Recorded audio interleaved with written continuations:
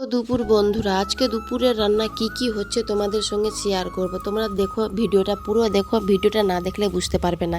তো আজকে আমাদের বাড়িতে মাংস রান্না হচ্ছে, চিকেন মাংস, কাঠের জালে আর উনানে রান্না হচ্ছে, দেখতেই পাচ্ছ তোমরা। তো আজকে স্কুল ছুটি মেয়েদের, আজকে রবিবার, তার জন্য তো একসাথে খাওয়া দাওয়া আমাদের সেই রকম হয় না রাত্রি ছাড়া। তো যাই হোক, বাচ্চাদের আজকে স্কুল ছুটি আছে, তো আমরা একসাথেই মিলেমিশে সবাই খাওয়া দাওয়া করি। কিন্তু খাওয়া দাওয়ার একসাথে এনজয়টাই আলাদাই হয়, ঠিক কি না? কিন্তু 2 দিন থেকে এত রৌদ্র হয়, এত রৌদ্র হয়, কি বলবো, মানে থাকা যায় না গরমে ঠেলাতে।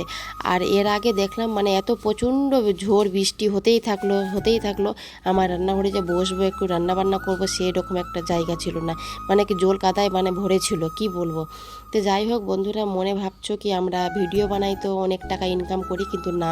ভিডিও বানাতে গেলে কত কষ্ট করতে হয়, সেটা যারা ভিডিও বানায় তারাই একমাত্র বুঝে, ঠিক আছে। কিন্তু মানুষ ভাবে কি না, ভিডিও বানাতে এরা অনেক অনেক টাকা ইনকাম করে, কিন্তু কত কষ্ট হয় যে একটা ভিডিও বানাতে।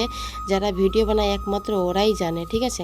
তো এই যে আমার বড় মেয়ে দেখো এখানে কাদা মাটি নিয়ে খেলছে, আর আমি কোলের কাছে চলে এসেছি। তো দেখতেই পাচ্ছ তাপমাত্রাটা কতটা আছে, রৌদ্রটা দেখেই তো তোমরা বুঝতে পারছো কতটা রৌদ্র আছে।